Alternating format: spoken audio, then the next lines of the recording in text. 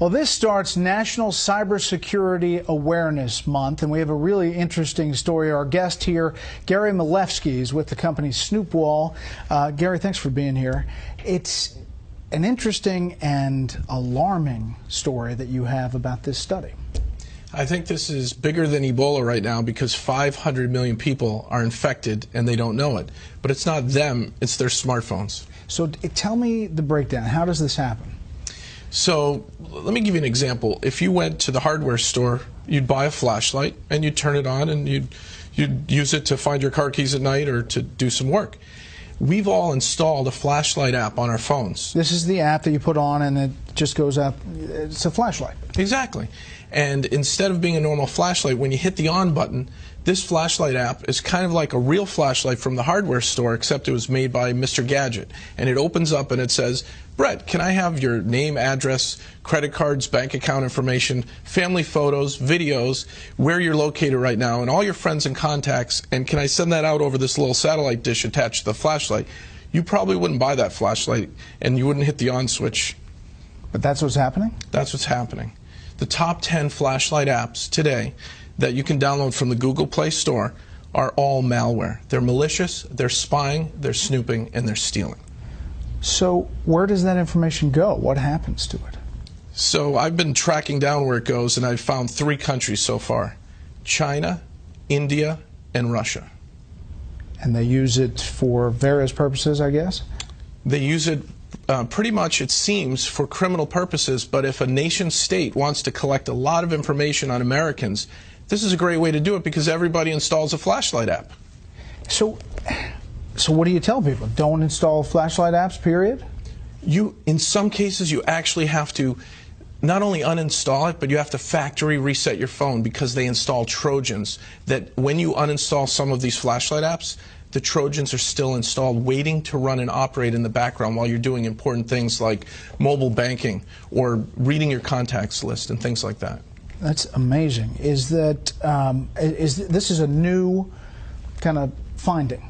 It's a new finding. So at Snoopwall, I had my team do a vulnerability assessment of the top 10 flashlight apps, and we created a threat report which we put on our website that shows that because this is the most downloaded app, I was always wondering why things were happening in an odd way on my phone where my GPS was being activated and my contact list. So I had my team look into it, and we discovered this. This is brand new information.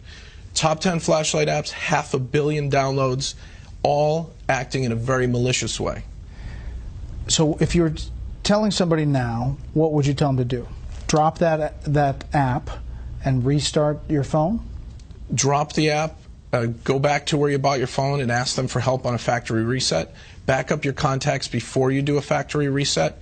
You know, back up just core information that's important to you, maybe some family photos and your contacts list. And then really just go for a factory reset, which wipes all the hidden data areas where the malicious Trojans are getting installed. Now, are you hearing anecdotally that this is happening? People saying there's something weird's going on, or I mean, obviously you did your own investigation, but are people reporting it? People reported this to the FTC, and the #2 flashlight app was sued by the FTC, and they just recently settled. They had 50 million downloads at the time, and Brightest Flashlight, which most of us have on our smartphones, had to, in the settlement, agree to put up a privacy policy before you run their app. The privacy policy, Brett, is 25 pages of legalese saying, yes, we spy on you, yes, we geolocate you, yes, we want your mobile data off your phone. We want all this info, accept or don't run our app. And most people don't read it and they hit accept. That was their settlement with the FTC. So you just scroll down, as many people do, and through all of the legalese, and people push accept. You don't even have to scroll. The buttons are right there on the front page of the new version of Brightest Flashlight app, and they're up to 100 million downloads now. How big a deal is cybersecurity now? We hear about it, we do stories about it, but how big a deal is this for our culture as we get more and more people with phones, smartphones, and using their computers? I'm worried about kids, teenagers, families that, you give your kid an iPad or a Droid tablet and you let them play and they install apps that do these things, that geolocate your children. And if they're online predators or cyber criminals, they're going to get at our families because this is the back door into our homes. and even into our businesses because we've installed malware and not known about it. So you would recommend going to the hardware store and getting the flashlight instead of actually getting the app?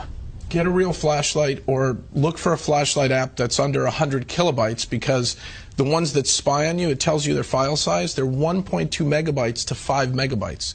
Those are big files to just turn the light on and off.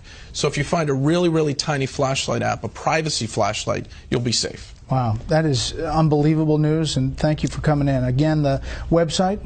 Snoopwall.com. Okay. Gary, thanks a lot. Brett, thank you.